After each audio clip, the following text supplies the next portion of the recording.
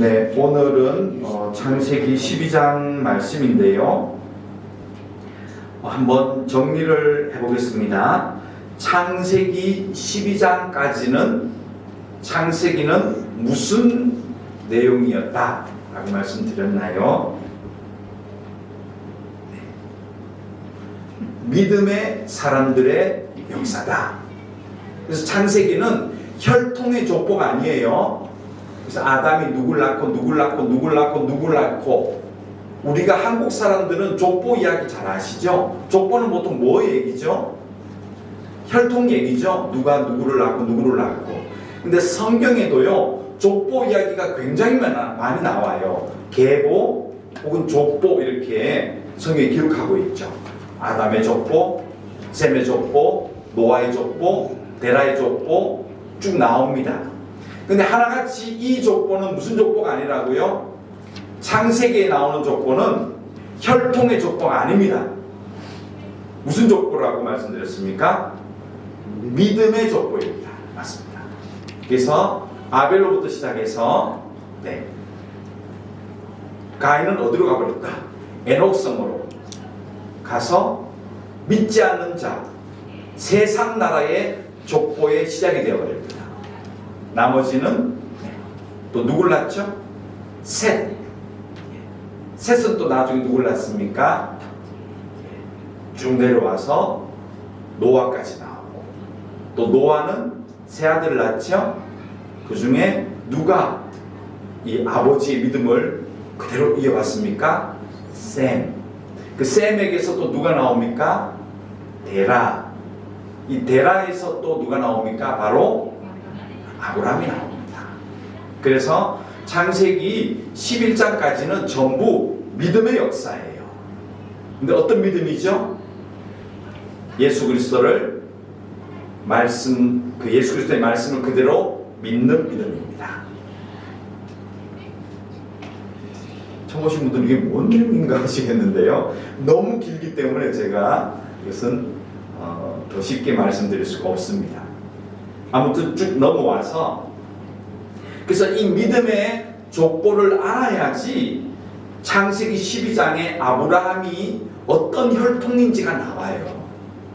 그래서 우리는 또 이스라엘 사람들은 창세기 12장을 이스라엘의 역사다. 그래서 이스라엘 사람들은 누구를 시조라고 여겨요? 아브라함이 우리의 시조다 이렇게 얘기합니다.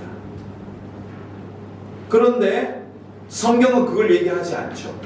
아브라함은 혈통의 족보가 아니고 뭐죠?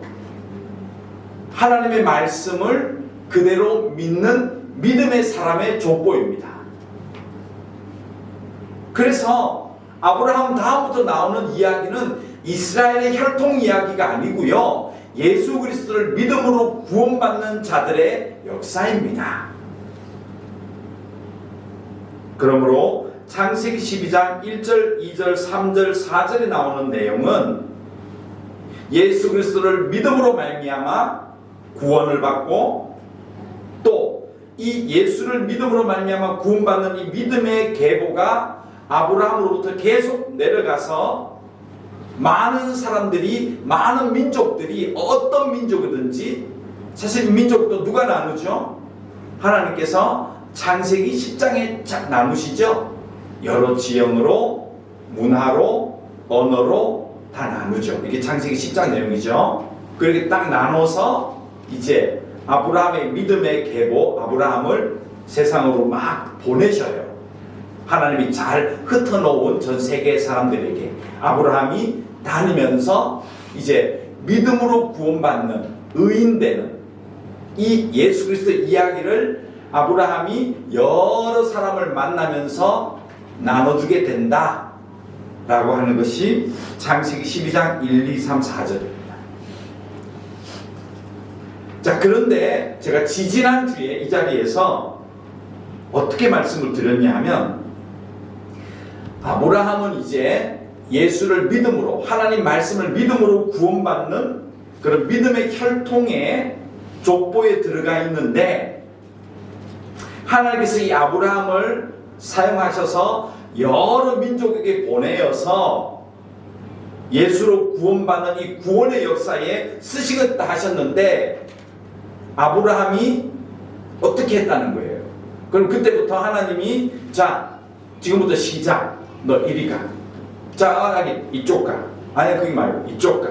이리 가. 이리 가. 했으면 참 쉬웠겠죠. 제가 어느 교회를 갔더니 만사형통하리라 모든 일에 만사형통하리라 이거를 교표를 붙여놓으셨던데 좀 인상적이었습니다. 그랬으면 참 좋겠는데 솔직히. 네. 그런데요 놀라운 사실은 아브라함은 그렇게 길을 안 가요. 하나님께서 아브라함을 믿음의 계보의 사람으로 인정을 하셨지만 그 다음부터 아브라함이 이 믿음으로 구원받는다는 이 믿음의 계보의 사람이지만 그 다음 자기의 삶은 자기의 의지로 살게 됩니다. 굉장히 중요한 얘기입니다. 우리가 예수 믿은 다음에 여러분 한번 생각해 보십시오. 이 자리는 대부분 예수 믿고 구원받았다고 저는 믿습니다. 그렇다면 우리는 하나님의 자녀니까 오늘 아침에 일어나셨을 때 하나님이 자 오늘 11시 반에 성교회에 가고 밥은 요래 먹고 좀 피곤하니까 집에 가서 TV도 좀 봐. 재밌는 거 많이 하잖아. 아니면 카페 가봐. 그래 됐어. 카페는 아메를 시켜. 이왕이면 스타벅스를 가. 이게 대세야. 오후에 교회 가고 싶어? 저녁 예배 갈래? 너는 가지만 너 피곤했지. 넌 교회. 이런 삶은 형통한 삶 아닙니까? 하나님이 다 지시하시는데 우리 그런 거 원하잖아요. 하나님 이번에 원천했는데요 되게 해주세요. 우리 자녀가 이 대학 가게 해주세요. 이거 다 그거 원하는 거 아니에요? 하나님 길을 형통하게 해달라고. 그런데 성경은 그렇게 기록하지 않는다는 거예요. 아브라함이 하나님께 이 믿음의 사람의 계보에 들어갔다는 것 인정받고 또 하나님을 예배하는 삶을 살았지만 그 다음에 그는 어떻게 결정했느냐? 그 많은 가족을 데리고 자기 생각에 자기 판단에 자기 의지에 어떤 길로 가야지 되겠다라고 생각해서 그가 결단하는 것이 하란에서 해변길을 따라서 700km가 되는 가나안 땅으로 걸어가요. 오전에 제가 4개의 고속도로 얘기를 했는데 이 해변길을 따라서 이 가나안 땅으로 들어갑니다. 그 성경은 이렇게 기록하고 있어요. 아브라함이 가나안 땅으로 들어가려고 라고 하는 아브라함의 의지를 기록하고 있어요. 하나님께서 자 이번에 가나안 땅 가, 짐 싸 이렇게 인도하시면 여러분 신앙생활 되게 쉬워지겠죠? 선택 필요가 없죠. 하나님 이번에 여기에 오픈을 할까요 말까요? 하나님이 꿈에 나타내셔서 오픈해라. 감사합니다. 이게 형통이라고 생각하잖아요. 그렇게 안 하세요 하나님은. 그런 분이 있으면 한번 나와보십시오. 모르겠죠? 대부분 어떻게 하세요? 여러분이 판단하잖아요. 그 판단 기준은 뭐죠? 그 당시에 시세, 문화, 역사, 그 시대의 흐름, 또 무엇이 더 장점일까? 그거 판단하지 않으세요? 아브라함이 그렇게 했다는 겁니다. 자, 구원받은 다음에 우리는 하나님의 사람이 되었어요. 믿음의 사람이 어떤 사람이라는 것을 우리는 알아요. 그 다음에 우리가 걸어가야 될 신앙인의 삶은 우리의 의지와 판단을 하셔야 돼요. 만약 그것이 잘못되었을 때는 하나님이 뭐 하시죠? 징계하십니다. 이게 성경 내용이에요. 아들처럼 징계해버리겠다. 자식이 잘 판단해서 바른 길을 가면 여러분 오히려 그 자식 참 잘하네. 그거 못하시잖아요. 그런데 누가 봐도 나쁜 짓을 하고 잘못된 길을 가면 부모 입장에서 어때요? 그럴 수도 있지 뭐가 아니잖아요. 뭐라 하시잖아요. 어린애는 매를 들기도 하고요. 하나님이 그렇다고 얘기하시는 거예요. 그 성경은 참 재밌어요. 아브라함이 오늘 12장 1, 2, 3절에 믿음의 사람의 계보를 이어받긴 받았는데 그 다음부터의 삶은 아브라함이 결정해서 가요. 그 많은 사람들을 이끌고 가나안에 왜 갔느냐? 가나안이 그 당시에 세상의 중심이거든요. 거기에 모든 문화가 만나고 거기에 여러 가지 이점이 있었거든요. 그래서 아브라함의 판단은 하나님의 어떤 이거야 저거야라는 그런 로봇적인 수동적인 판단이 아니고요, 본인의 판단 의지가 들어갔다는 얘기예요. 그래서 오늘날 우리도 갈등이 있는 거예요. 예수 믿은 다음에 여러분 삶을 살아보면 아시잖아요. 이거다 저거다 안 보이잖아요. 인생은 전부 뭘 해야 되죠? 선택을 해야 됩니다. 근데 아브라함은 그 가족을 이끌고 가나안으로 가고자 선택한 겁니다. 그리고 그곳에 가서 하나님께 예배 드릴 때 하나님 나타나서 뭐라 하셨다고요? 이곳을 너에게 줄게. 뭐 하셨죠? 너의 판단과 너의 의지와 너의 움직임을 내가 존중한다는 거죠. 지금도 그렇게 하세요. 여러분들이 신앙생활 하면서 여러분이 판단하고 하나님께 정직하고 바른 길을 걸어가셨다면 그 길을 하나님이 존중하신다는 겁니다. 이걸 안 가르쳐서 교회가 맨날 하나님이 뭘 보여줄까만 자꾸 하나님의 음성을 듣는 법, 하나님의 뭐 판단을 보는 법, 이건 기도해도 안 나타나요. 벽에 뭘 써가지고 이거 해라 저거 해라, 그거 다 이단입니다. 그거. 그런 법이 없습니다. 전혀 성경적이지가 않아요. 그런 일이 없어요. 그래서 성경 다시 한번 보세요. 수많은 성경의 위인들이 뭘 하죠? 판단하고 생각하고 의지하고 행하잖아요. 근데 잘못됐을 때는 어떤 일이 벌어지죠? 하나님의 자녀는 가만히 안 두는 거예요. 하나님, 내가 채찍든다. 하나님의 자녀가 아니면요, 그렇게 하건 저렇게 했건 상관이 없어. 근데 모든 생각하고 계획하고 행한 것들이 다 뭐라고요? 죄악뿐이다. 이게 세상 나라 원리입니다. 하나님 나라 원리는 예수 믿은 다음에 우리가 모든 행하고 움직이고 판단하고 결정하는 것들이 하나님 뜻에 안 맞으면, 그것이 악한 것이면 하나님이 반드시 대가를 치르게 한다는 거예요. 그러나 그것이 정직하고 바른 길이었다면 하나님이 인정하는 길이라는 겁니다. 살아보시니까 그렇죠?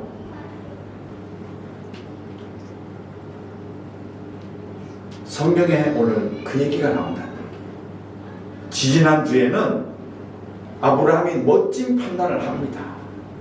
그 가족을 이끌고 700km가 되는 그 해변길의 노정을 걸어가는 이 판단을 내리고 가장으로서 최선을 다하고 하나님의 사람으로 그곳에 도착해서 하나님 고맙습니다라고 하나님을 잊지 않고 제단을 쌓아서 예배를 드렸던 이 아브라함의 결단이 참 인정을 받았는데 오늘 본문에서는 엄청나게 욕을 먹는다는 거예요.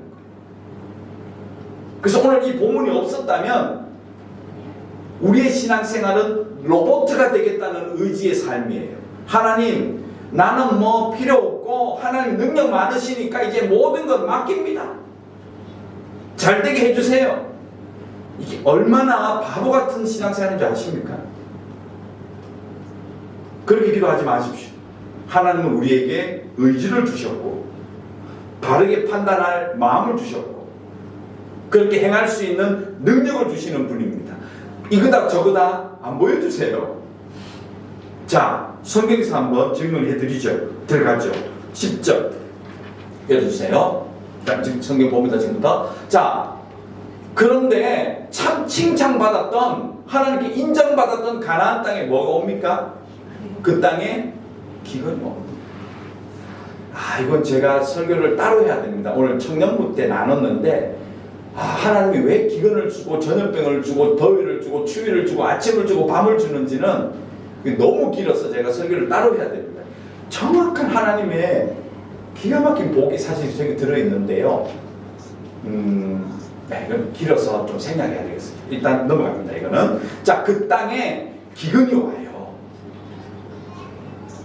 그러니까 하나님의 자녀가 맨날 풍년만 되고 비도 때 되면 오고 이게 하나님 길이 아니라니까요. 왜 기근을 보내고 전염병을 보내고 때로는 코로나 시대를 살고 낮밤이 있고 더위와 추위가 있는지 성경이 다 나와요. 그 창세기 8장에 나오는 내용입니다. 이게 아무튼 그 땅에 기근이 들어옵니다. 근데 아브라함이 이렇게 판단해버려요. 이번에는 어떻게 판단하죠? 아브라함이 나일강으로 내려가려고 그래요. 왜? 나일강은요 이 당시에도 길이가 6,000km가 넘습니다. 그러므로 이 나일강이 마르지 않는 물이 있는 곳이었다는 것이죠. 그래서 자기 생각에 애굽에 내려가면 이 기근을 피하겠다고 생각한 거죠. 그리고 그거 한번 보십시오. 뭐라고 되어 있죠? 그리로 내려갔다. 애굽에 거류하려고 그리로 내려갔다라고 하죠. 하나님이 자 기근이 있으니까 애굽에 가서 살아라 이렇게 해주면 얼마나 좋아요. 그런데 그렇게 안 했다는 거죠. 하나님께서 기근을 딱 줘보시는 거예요. 하나님이 한국 교회, 온 세계 교회에 코로나를 줘보시는 거예요. 이제 코로나를 겪고 있는 각 교회와 성도가 이 코로나 앞에서 어떻게 판단하고 어떻게 의지적으로 결단하고 움직이는지를 보겠다는 거예요. 계속 하나님 이걸 반복하세요. 근데 사실 목적은 이게 우리의 믿음 강화예요. 그렇게 됐으면 좋겠는데 아브라함은 엉뚱한 길로 가죠 지금. 자, 그래서 그 다음 볼까요? 이는 그 땅에 기근이 심하여졌다. 그 다음 보십시오. 그가 애굽에 가까이 이르렀을 때에 그의 아내 사레에게 말하되 내가 알기에 그대는 너무 이쁘다. 60이 넘은 노인입니다. 사라가 몇 년을 살았죠? 127년을 삽니다. 이때가 이미 사라 나이가 65세를 넘어서고 있습니다. 제 눈에 안경이 아니고 진짜 예뻤던 것 같아요. 뒤에 보니까 나와요. 자, 보십시오. 요 성경을 한번 보세요. 전적으로 누구의 생각과 판단이죠, 지금? 아브라함의 의지와 결단과 생각이 지금 판단이에요. 여기 하나님이 간섭 안 해요. 우리가 신앙생활 하면서 여러분이 결단하고 생각하고 의지로 하는 것들요, 하나님이 간섭 안 한다니까요. 하게 하세요. 나쁜 일도 하게 하세요. 그렇죠? 그 다음 넘어가 볼까요? 12절. 읽겠습니다. 애굽 사람이 그대를 볼 때에 이르기를 이는 그의 아내라 하여 나는 죽이고 너는 살릴 것 같아. 뭘 느끼고 있죠, 이 사람이? 죽을 수도 있겠다 생각하고 있습니다. 누가요? 믿음으로 구원받고 하나님 말씀을 따라 살고 예배 드렸던 아브라함이 뭘 만났을 때? 자연 환경의 변화를 만났을 때 죽을 수도 있겠다 생각해 버리잖아요. 그 밑에 보세요. 원하건대 그대는 나의 누이라 하라. 그러면 내가 그대로 말미암아 안전하고 내 목숨이 그대로 말미암아 보존되리라.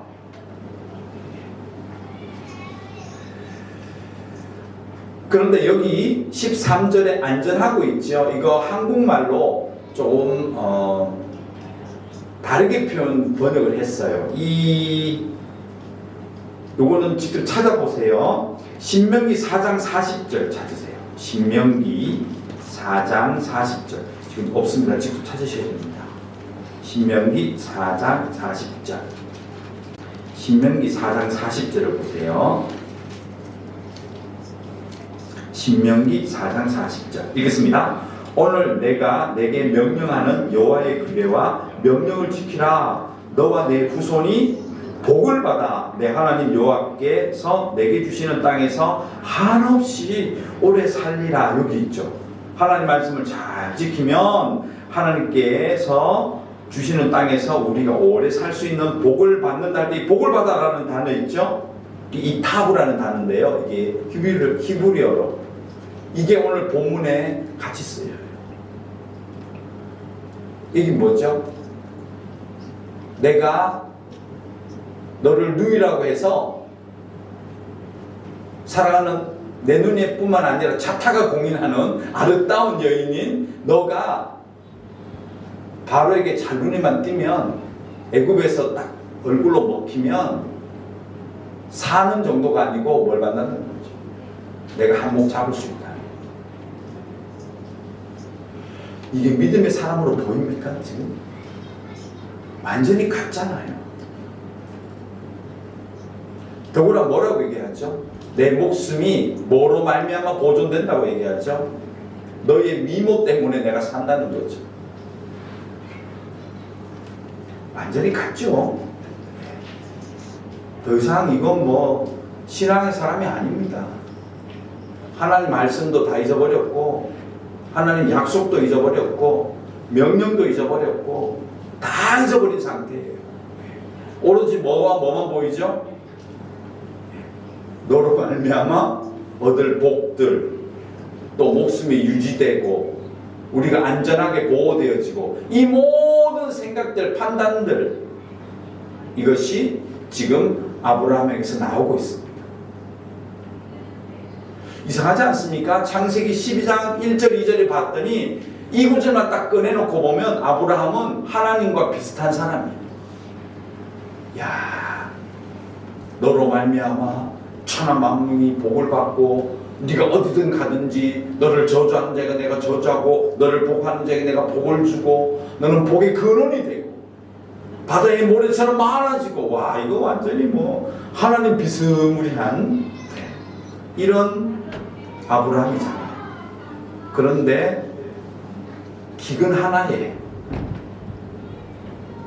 그 기근 하나에 완전히 사람이 바뀌어 있습니다. 우리가 신앙생활을 계속 해야 되는 이유가 있어요. 순간 우리는 이 기근 한 방에 그 믿음의 사람이 저거밖에 되지 않는 그런 사람으로 떨어져 버렸잖아요. 믿음은 과거를 먹고 살지 않아요, 여러분. 내가 작년에, 내가 지난주에 얼마나 뜨겁게 기도했는데, 얼마나 예배 잘 드렸는데 아무 소용없어요.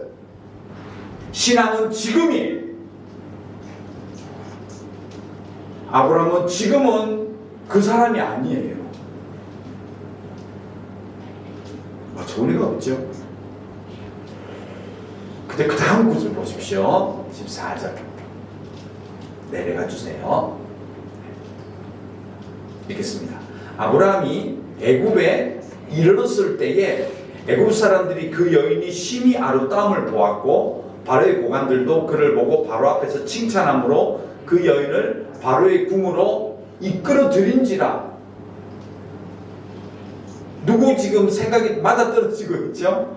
아브라함의 판단이 딱 맞아떨어지는 거예요. 그리고 딱 자기 정당성이 딱 유지되고 있는 거예요. 16절 읽어볼까요? 이에 바로가 그로 말미암아 아브라함을 후대했다라는 단어가 이 타브라는 말, 아까 보셨죠? 안전하다, 복을 받다와 같은 히브리어를 써버려요. 여기서 아브라함이 정확하게 예측한 대로 돼버린 거예요. 여러분, 우리가 신앙생활 하다가 정말 금방 신앙을 버려버릴 수 있는 게요, 세상 이치를 우리가 너무 잘 알고 있는 거예요. 세상의 습관이 우리에게 아직 그대로 남아있어서요, 우리 판단하고 딱 예측하는 게 맞아떨어지면요 하나님 없어요. 봐라, 맞지? 내가 그렇게 하지 않았냐고, 정확하지 않냐고, 내가 얼마나 쾌재를 불렀겠습니까? 봐라. 그래서 결과가 어떻게 됐죠? 아브라함이 양과 소와 노비와 암수 나귀와 낙타를 얻어버렸어요. 16절까지 딱 봤더니, 지금 이 성경은 뭘 얘기하고 싶은지, 하나님이 얘기하신 거예요. 모세에게 이 아브라함 얘기는 하나님 다 해주신 거거든요. 자, 이거 뭐예요? 지금 뭘 얘기하시는 것 같아요? 지금 네.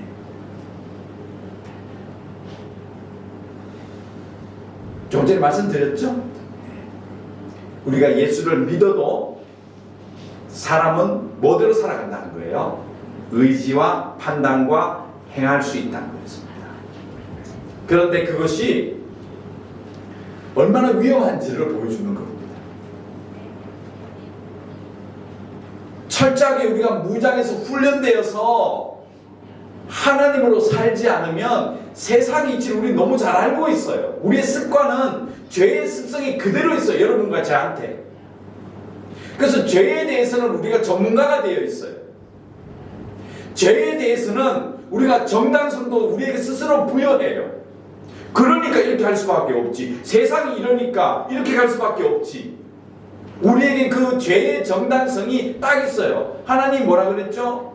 아담이 여자가 하나님이 만들어주신 여자가 저한테 줘가지고 이런 꼴 된 거 아닙니까? 이거 원인이 하나님께 있는 거 아니에요. 인간은 죄의 정당성을 처음부터 찾았어요. 하나님과 이걸로 맞짱을 떴다니까요. 창세기 나오잖아요. 여자는 또 뭐라 그러죠? 아니 사탄이 와가지고 난 멀쩡한데 이게 와가지고 괜히 나를 정당성이 부여하는 거예요. 나는 아니다는 거죠. 예수 믿은 다음에도 빠지는 함정이에요. 여러분이나 저나 똑같아요. 근데 그 다음이 놀랍습니다. 읽어볼까요? 여호와께서 언제 나타나요? 이제 나타나잖아요. 이전에는 여호와 말이 하나도 안 나오죠. 기근 이야기, 애굽 내려가는 이야기, 부인하고 하는 이야기, 또 그렇게 머리를 잘 굴려서 재산 얻는 이야기, 전부 뭐예요? 누구의 판단과 아브라함의 판단과 결정과 결과를 아브라함 거였잖아요. 그런데 하나님의 사람, 믿음의 사람은 지금부터가 달라요. 이게 여러분과 저랑 똑같아요. 그 다음 보면 어떻게 나오죠? 여호와께서가 나옵니다. 이제 나와요. 이건 여호와께서 방임하시는 게 아니에요. 그냥 두고 보자 이거 아니에요. 창세기 2장에 말씀드렸죠. 하나님 처음부터 사람을 어떻게 대하신다? 존중하신다 그랬죠. 에덴 동산에서 죄 짓기 전에 사람이 한 일이 무엇입니까? 하나님의 걸작품들을 관리하고 다스리고 이름을 부여하는 일을 했죠. 그래서 잘 관찰하고 이름을 부여했더니 하나님이 뭐라 그러셨죠? 네가 부르는 것이 그대로 이름이 되었다. 그 의지적인 활동을 존중하셨잖아요. 지금도 하나님은 하나님 백성의 예수 믿은 다음에 우리의 생각, 의지, 판단, 결단, 행함을 존중하십니다. 그러나 잘못되었을 때 내 자녀가 엉뚱한 정당성으로 죄로 갔을 때 하나님이 간섭하세요. 막대기를 드시는 거예요. 몽둥이를 드세요. 채찍을 드세요. 그리고 볼까요? 여호와께서 아브라함의 아내 사레의 일로, 그렇죠? 바로와 그 집에 큰 재앙을 내려쳤다. 하나님의 간섭이 이제 시작됩니다. 네. 그 다음 볼까요? 여기에서 보면 됩니다. 18절 읽겠습니다. 바로가 아브라함을 불러서 이르되 네가 어찌해서 나에게 이렇게 행하였느냐? 네가 어찌하여 그를 내 아내라고 내게 말하지 아니하였느냐? 19절 연해서 읽으면 됩니다. 내가 어찌 그를 누이라 하여 내가 그를 데리다가 아내를 삼게 하였느냐? 내 아내가 여기 있으니 이제 데리고 가라. 이까지 보면 근데 내용이 안 나와요. 큰 재앙이 뭔지가 안 나와요. 그렇죠? 성경에 없어요. 하나님이 일러주신 말에. 그러나 분명히 지금 바로는 뭘 보고 있다는 거죠? 뭐죠? 예. 누이가 아니다. 이렇게 다 알게 되었고 또 이 모든 관계를 알게 된다는 것이죠. 그러니까 하나님께서 그게 질병이었는지 무엇이었는지 분명한 것은 이 두 사람, 하나님의 사람이 지금 거짓말을 하고 있다는 것을 보여줬다는 거죠. 잘 보십시오. 네. 여기 보면 우리는 이 한 절을 그랬겠다 하는데 굉장히 창피함이 됩니다. 이게 누가 하나님 믿지 않는 세상 사람이 누구에게 하나님의 사람에게 뭘 지적하죠? 죄를 지적합니다. 하나님은 하나님 백성이 잘못되었을 때 사람들을 보내어 세상이 우리를 지적하게 만들어놔요. 굉장히 부끄러운 일입니다. 왜냐? 이건 세상적으로도 틀린 일이잖아요. 바르지 않은 일이잖아요. 정직하지 않잖아요. 가정이 파괴되고 있잖아요. 단순히 누이라 그래서 살아남는 그게 아니라고요. 왜냐? 그 당시 바로는 마음에 들면 예쁜 사람을 자기 아내로 삼고 그 남편을 쳐 죽여도 법적으로 문제가 되지 않는 무소불위의 권력을 갖고 있었거든요. 이건 잘못된 거잖아요. 가족이 파괴되고 있잖아요. 누가? 세상이 얘기를 하잖아요. 세상 사람들이 교회를 지적하기 시작하면요, 이거 큰일 나는 거예요, 여러분. 세상의 기준이 하나님의 백성들에게 이거 잘못됐지 않느냐고 얘기했을 때 이미 우리 정신 바짝 차려야 돼요. 잘못된 거예요, 완전히. 세상의 기준으로 교회가 이러면 안 되잖아요 했으면 이건 잘못하고 있는 거예요. 혹시 여러분 주위에 그런 일이 없습니까? 완전히 세상 사람이 아니 당신 이렇게 살면 되겠어요? 예수 믿는 사람이 이러면 정말 그는 정말 부끄러워하고요. 회개해야 될 일이에요.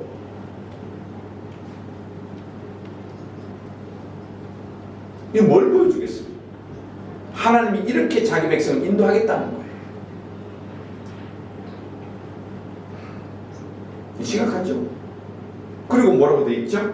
바로가 마지막 절 사람들에게 그의 일을 명하매 그들이 그와 함께 그의 아내와 그의 모든 소유를 보내었더라. 이게 뭐죠? 쫓겨난 겁니다. 그냥 뭐 그러면 안 됩니다가 아니고 내보낸 거예요. 그 다음 뭐죠? 올라와요 다시. 쫓겨난 거예요. 자기가 영원히 거주하고 거기서 안전할 것이라고 생각하고 판단하고 행동했던 것이 정직하지 않으므로 만약 그가 정직했다면 어쩌면 이 애굽에서 안전하고 그 기근을 피할 수 있었습니다. 그러나 정직하지 아니었으므로 하나님이 쳐버리는 겁니다. 근데 하나님의 쳐버리면은 뭐가 있죠? 자기 백성의 보호가 들어있습니다. 뭘 보호해 주시고 계시죠? 지금 가정이 깨어지는 것을 보호해 주시잖아요. 그리고 뭘 보냈다? 그의 모든 소유를 보호하세요. 자, 하나님의 징계의 목적은 내 백성이 하나님 사람으로 돌아오는 것이지 파괴가 아니라는 거예요. 그러니까 이 메시지에는 정말 많은 것들이 들어있습니다. 정말로 많은 것들이 들어있습니다. 우리가 깨달을 수 있는 것 한번 정리를 다시 한번 해보면 그렇죠. 하나님의 사람은 하나님의 의지로 살아가지 않아요. 그건 로봇이에요.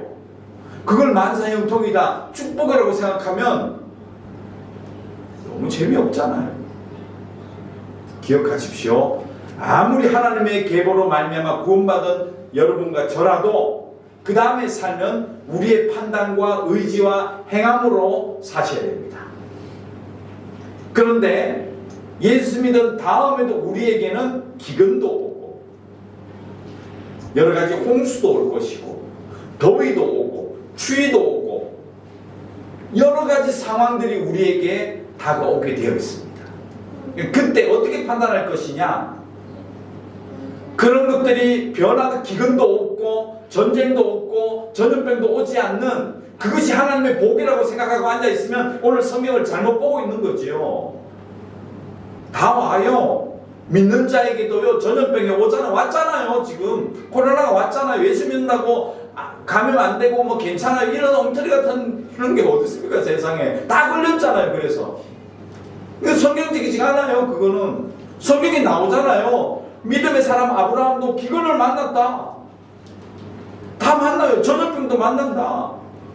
다 만나요. 병도 만나고요. 그런데 그때 아브라함은 어떻게 했다는 거예요? 그것을 면하기 위해서 하나님 방법이 아닌, 하나님 기준에서의 판단이 아닌 철저하게 죄의 습관의 판단과 행함으로 말미암아 하나님이 개입하신다. 만일에 한번 거꾸로 생각해 보세요. 그가 정직하게 나의 부인과 함께 우리는 가나안 땅에서 이 기근을 피해서 내려왔습니다. 우리가 안전하게 거할 수 있게 해준다면 우리는 하나님께 감사하고 이 땅을 위해 서서 이렇게 정직했다면, 정면 돌파했다면 어땠을까요? 그 세계 최강이었던 애국 사람들이 하나님의 이름을 들었지 않겠습니까? 하나님 사람이 정직하구나 그렇게 판단하지 않았겠습니까? 오늘 바로는 어떻게 판단했죠? 이 거짓말쟁이들아 이 얘기잖아요. 꺼져라잖아요. 얼마나 부끄럽고 창피한 얘기입니까? 여러분들 세상에 나가서요 정직하게 살지 않으면요, 하나님 방법대로 살지 않으면요, 하나님 방법대로 살지 않으면 세상 사람들이 우리를 지적해요. 교회가 왜 그러냐고, 믿는 사람이 왜 그러냐고, 이 얘기를 듣게 되어 있다니까요. 언제 하나님이 간섭하셨다고요? 하나님 방법으로 살지 않으면 여호와께서 나서세요. 어찌 징계하지 않는 부모가 있겠느냐? 자식이 바른 길로 가지 않는데 매를 들지 않으면 그게 부모냐? 우리 하나님이 역으로 물으세요. 우리에게 내 백성이 바르지 않는데, 가족이 깨어지는데, 거짓말하고 사는데 내가 가만두겠느냐? 여호와께서 간섭하시잖아요. 세상 사람을 입을 열게 해서 지적하게 하시잖아요. 다시금 쫓겨나지만, 그러나 그 속에 뭐가 있다고요? 하나님의 징계 목적은 다시금 하나님의 사람으로 회복되어지는 역사입니다.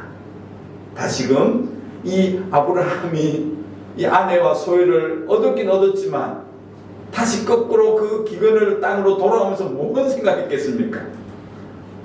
바르게 살아야 돼 라고 하지 않았겠습니까? 아, 내가 거짓말 안 통했네 이랬겠습니까? 깨닫지 않았겠습니까? 사랑하는 여러분, 또 말씀드릴게요. 하나님의 사람은 하나님이 우리의 판단과 삶을 존중하세요.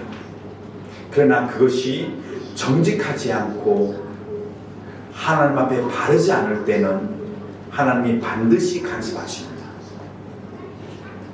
세상이 우리를 향하여 돌을 던질 수 있습니다. 늘 자기 자리에서 정직하게 행하십시오. 진실하십시오. 솔직하시고요. 정면 돌파하세요. 정직하게 하나님 기준에 맞추어서 이 땅을 살아가십시오. 하나님 말씀의 기준에 맞추어서 여러분의 일을 하시고요, 판단하시고요, 행동하십시오. 만일 여러분이 지금 혹시 잘못 와 있다면, 세상이 여러분을 향해서 지적질하고 있다면 빨리 돌이키십시오. 빨리 회개하시고요, 다시금 하나님 앞에 정직한 하나님의 사람으로 돌아가십시오. 하나님이 원하시는 믿음의 삶, 이 땅에서의 정직하고 바른 삶을 살아가는 그런 여러분과 제가 되기를 간절히 소원합니다. 기도하겠습니다. 하나님 고맙습니다. 오늘은 아브라함의 모습, 거짓말의 모습을 보며 왠지 나 자신이 보입니다. 나도 그렇습니다. 좀 더 유리하게, 이기적으로, 때문에 주관적으로 그렇게 판단하고 그게 합리성을 부여하면서 우리가 살아가고 있진 않은지 우리를 돌아보게 하여 주시옵소서. 늘 정직하고 어떤 형편과 어려움과 상황 앞에서도 나 살겠다라고 하나님 앞에 정직하지 않는 모습, 그런 모습으로 살아가지 말고 어떤 상황 속에서도 하나님 사람으로 하나님 기준으로 판단하고 정면 돌파할 수 있는 그런 사랑하는 믿음의 식구들 다 되게 하여 주시옵소서. 예수님의 이름으로 기도드렸습니다. 아멘.